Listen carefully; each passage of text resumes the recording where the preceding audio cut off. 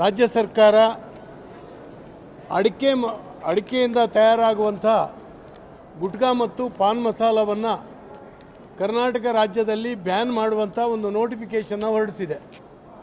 ಇದರಿಂದಾಗಿ ಅಡಿಕೆ ಬೆಳೆಗಾರರು ಭಾಳ ತಲ್ಲಣ ವ್ಯಕ್ತಪಡಿಸಿದ್ದಾರೆ. ಇಡೀ ರಾಜ್ಯದಲ್ಲಿ ಬೆಳೆಯುವಂಥ ಅಡಿಕೆಯ ಮಾರುಕಟ್ಟೆ ಬಿದ್ದು ಹೋಗುವಂಥ ಒಂದು ಪರಿಸ್ಥಿತಿ ನಿರ್ಮಾಣ ಆಗಿದೆ.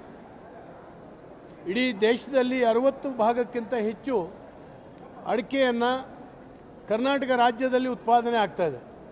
ಸುಮಾರು 5 ಲಕ್ಷಕ್ಕಿಂತ ಹೆಚ್ಚು ಕುಟುಂಬಗಳು, ಸುಮಾರು 10 ಲಕ್ಷಕ್ಕಿಂತ ಹೆಚ್ಚು ಅಪ್ರತ್ಯಕ್ಷವಾಗಿ ಇದರ ಮೇಲೆ ಅವಲಂಬಿತ ಕುಟುಂಬಗಳು, ಇವರೆಲ್ಲರ ಜೀವನಾಧಾರ ಇವತ್ತು ಅಡಿಕೆ ಆಗಿದೆ. ಸುಮಾರು 12 ಜಿಲ್ಲೆಗಳಲ್ಲಿ ಅಡಿಕೆಯನ್ನು ಬೆಳೆಯುವಂಥ ಪ್ರದೇಶ ವಿಸ್ತರಣೆ ಆಗ್ತಾಯಿದೆ. ಇಂಥ ಸಂದರ್ಭದಲ್ಲಿ ಅಡಿಕೆಗೆ ರಕ್ಷಣೆ ಕೊಡಬೇಕು, ಅಡಿಕೆ ಬೆಳೆಗಾರರನ್ನು ರಕ್ಷಣೆ ಮಾಡಬೇಕು. ಇತ್ತೀಚೆಗೆ ಲೋಕಸಭೆಯಲ್ಲಿ ಉತ್ತರ ಕೊಟ್ಟ ಹಾಗೆಯೇ ಸುಮಾರು 375 ಕೋಟಿ ರೂಪಾಯಿಗಳ GST ರೂಪದಲ್ಲಿ ಕೂಡ ಅಡಿಕೆಯಿಂದ ಒಂದು ವರ್ಷಕ್ಕೆ ಆದಾಯ ಬರ್ತಾ ಇದೆ. ಹೀಗಾಗಿ ಅಡಿಕೆ ಬೆಳೆಗಾರರು ಸ್ವಲ್ಪ ನೆಮ್ಮದಿಯಿಂದ ಇದ್ದರು. ಹಾಗಾಗಿ ಅಡಿಕೆ ಬೆಳೆಗಾರ ರಾಜ್ಯವೇ ಆಗಿದ್ದರಿಂದ ಇಲ್ಲಿ ಇದನ್ನು ಬ್ಯಾನ್ ಮಾಡುವಂಥ ಪ್ರಯತ್ನಗಳನ್ನು ಮಾಡಬಾರ್ದು.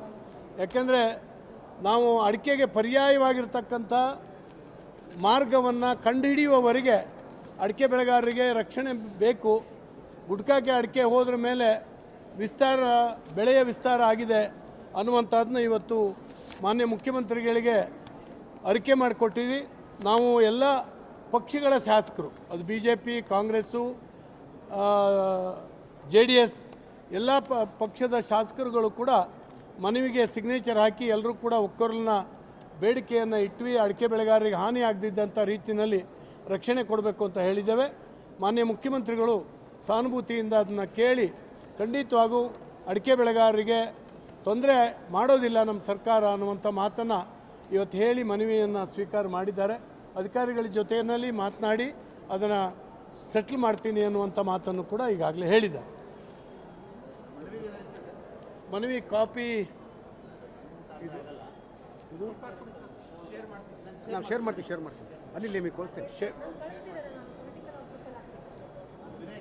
ಈ ಝೂಮ್ ಮಾಡಿದ್ರೆ ಆಗುತ್ತಾ? ಇದು ನಾನು ನಿಮ್ಗೆ ಕಳಿಸ್ತೀನಿ. ಪೇಪರ್ ಕಟ್ಟಿಂಗ್ ಅದು ಒಂದು ಮಾತ್ರ ಬಂದಿದೆ. ಇದು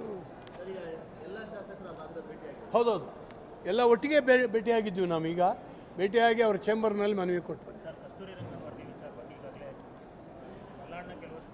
ಇಲ್ಲ, ಕಸ್ತೂರಿ ರಂಗನ್ ವರದಿಯ ಬಗ್ಗೆನೂ ಕೂಡ ಮಾನ್ಯ ಮುಖ್ಯಮಂತ್ರಿಗಳನ್ನ ಸೋಮವಾರದಿಂದ ನಾವು ಭೇಟಿಯಾಗಿ ತಕರಾರು ಹಾಕಬೇಕು ಅಂತ ಹೇಳ್ತೇವೆ.